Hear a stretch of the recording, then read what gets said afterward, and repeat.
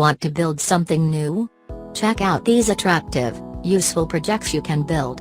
The best part is that they don't require a complete workshop and years of woodworking experience, just a few common tools, and some old-fashioned elbow grease. Make a wooden chopping board and serving tray. Slice, dice, and serve in style on this easy, attractive board. We'll show you a simple way to dry fit the parts, scribe the arc, and then glue the whole thing together. We used a 4-foot steel ruler to scribe the arcs, but a yardstick or any thin board would also work. Find complete how-to instructions on this woodworking crafts project here. Be sure to use water-resistant wood glue, and keep your board out of the dishwasher or it might fall apart. And one more thing, keep the boards as even as possible during glue up to minimize sanding later. For great tips on gluing wood, check out this collection. Keep organized with this shoe storage booster stool. Build this handy stool in 1 hour and park it in your closet. You can also use it as a step to reach the high shelf. To make the storage shelves, all you need is a 4 feet by 4 feet a sheet of 3/4 of an inch plywood, wood glue, and a handful of 8D finish nails. Cut the plywood pieces according to the illustration. Spread wood glue on the joints, then nail them together with 8D nails. First, nail through the sides into the back. Then nail through the top into the sides and back.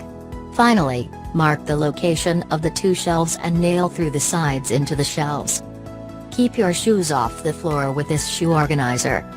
Store shoes up off the floor in clean, natural wood racks. This simple storage system can handle everything from winter boots to summer sandals, with no mud buildup or scuff marks on the wall. Build one to share or one for each member of the family. Find complete how-to instructions here. Build a wooden bench for less. Need extra seating in a hurry? This simple bench, based on author and ecologist Aldo Leopold's classic design, can be constructed in a couple of hours, even if you are a novice woodworker. All it takes is 2 boards and 18 screws, for a cost of less than $25. You'll find the simple how-to instructions here. Have you ever wondered if you can stain pressure-treated wood? The answer is yes. Here's how. Build this portable small bench. Give your back and knees a break with this portable, easy-to-build seat, step stool/toolbox/work surface. It only takes a couple of hours to build and you'll find dozens of uses for it. Check out the easy-to-follow instructions here. If you're looking for a small bench, step stool that's a little more attractive than this one, here's one for you to consider. Make magazine storage containers. Need a good way to archive magazines and other important papers?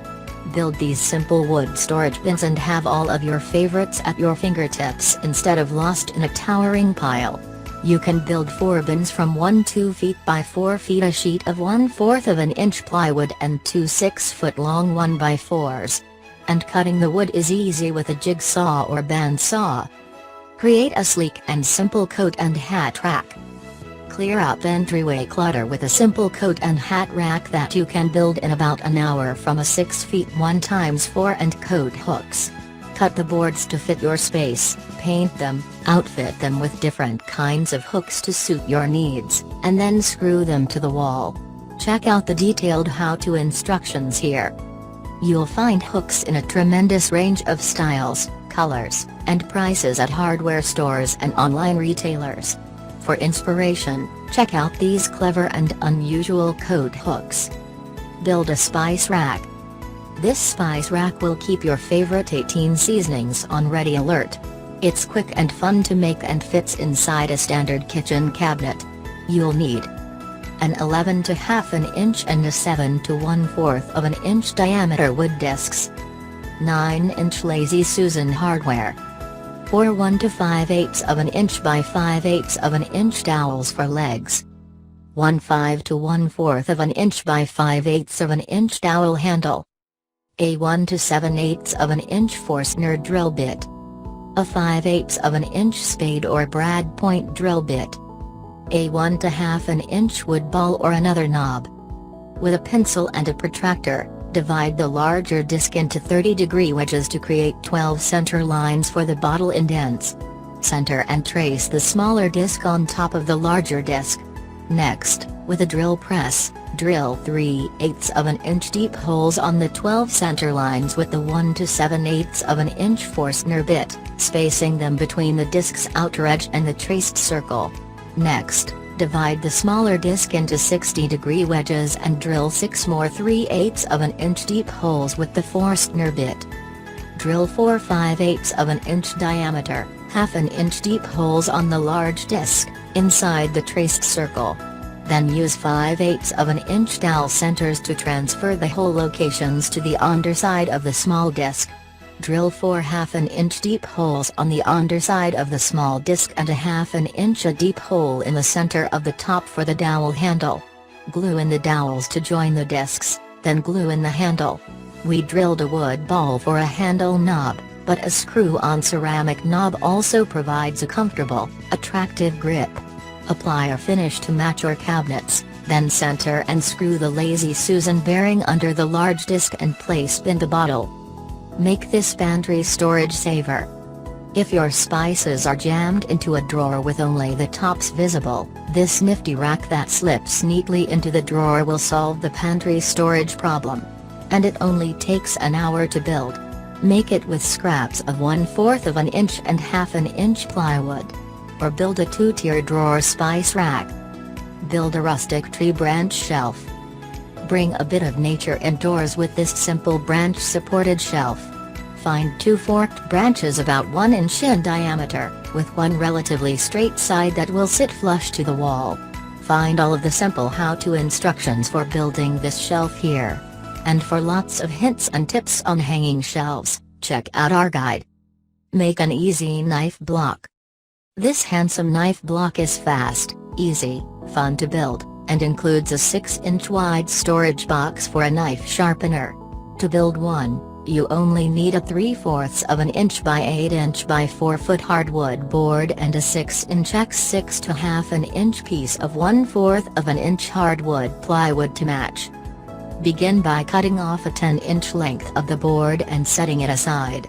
Rip the remaining 38-inch board to 6 inches wide and cut 5 evenly spaced saw curves 5/8 of an inch deep along one face.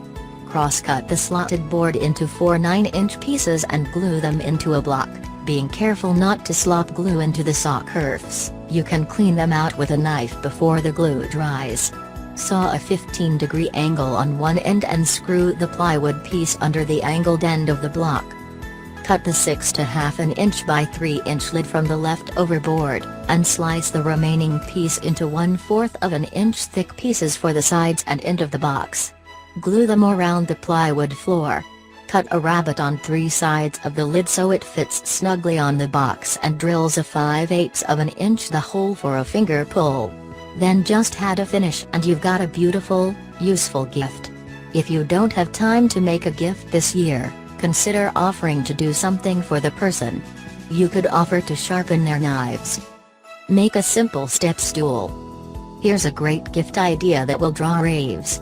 The joints for this step stool are accurately made in seconds with a plate jointer, but don't tell your admirers. You'll also need a power saw to cross-cut the boards and a jigsaw to cut the half circles in the risers. Get the complete project directions here. Build behind the door shelves. The space behind a door is a storage spot that's often overlooked. Build a set of shallow shelves and mount it to the wall. The materials cost about $40. Get the project drawings here. Locate the studs. Drill clearance holes and screw the shelves to the studs with 2 to half an inch wood screws. Put a rubber bumper on the frame to protect the door. Don't have an electronic stud finder handy? Learn how to locate studs without a stud finder here. Create an ironing center. To keep your ironing gear handy but out from underfoot, make this simple ironing center in a couple of hours for some small room organization. All you need is a 10-foot 1x8, a 2-foot piece of 1x6 for the shelves, and a pair of hooks to hang your ironing board. Cut the back, sides, shelves, and top. Align the sides and measure from the bottom 2 inches. 14 to 3/4 of an inch and 27 to half an inch to mark the bottom of the shelves. Before assembling the unit, use a jigsaw to cut a 1 inch by 1 inch dog ear at the bottom of the sides for a decorative touch. Working on one side at a time, glue and nail the side to the back. Apply glue and drive 3 1 to 5/8 of an inch nails into each shelf, attach the other side, and nail those shelves into place to secure them. Clamps are helpful to hold the unit together while you're driving nails.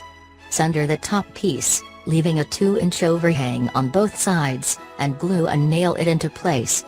Paint or stain the unit and then drill pilot holes into the top face of each side of the unit and screw in the hooks to hold your ironing board. Mount the shelf on drywall using screw-in wall anchors. Make more storage for small spaces with these 2-story closet shelves. There's a lot of space above the shelf in most closets. Even though it's a little hard to reach, it's a great place to store seldom used items. Make use of this wasted space by adding a second shelf above the existing one. Buy enough closet shelving material to match the length of the existing shelf, plus enough for 2 end supports and middle supports over each bracket. 12-inch wide shelving is available in various lengths and finishes at home centers and lumber yards.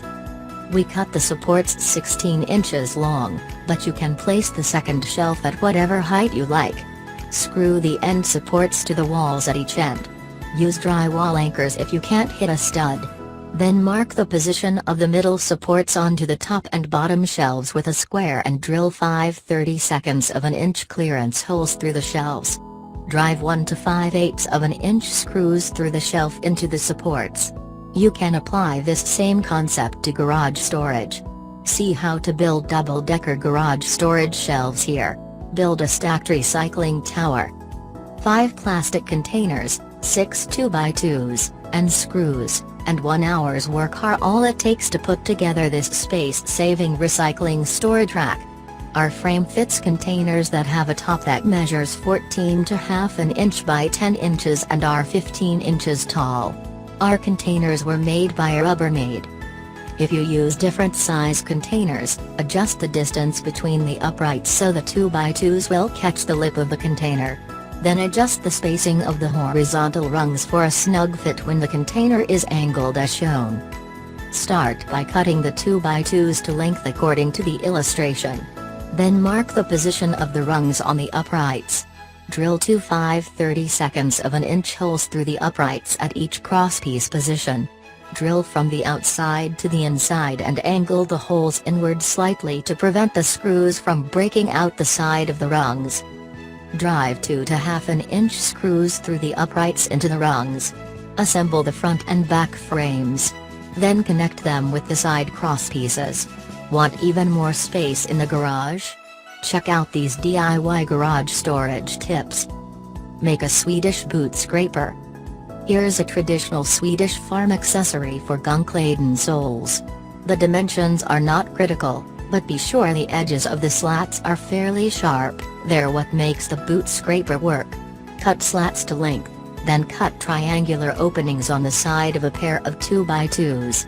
A radial arm saw works well for this, but a table saw or band saw will also cut. Trim the 2x2s to length, pre-drill, and use galvanized screws to attach the slats from underneath. If you prefer a boot cleaner that has brushes, check out this clever project. Keep things in order with sliding bookends. Books and binders tend to take up a lot of space in an office and aren't always in an easy-to-reach spot. Solve that by creating a sliding bookend. To corral shelf-dwelling books or DVDs that like to wander, cut 3/4 of an inch thick hardwood pieces into 6-inch by 6-inch squares. Use a bandsaw or a jigsaw to cut a slot along one edge, with the grain that's a smidgen wider than the shelf thickness. Stop the notch 3/4 of an inch from the other edge. Finish the bookend and slide it on the shelf. Want to build the shelves too?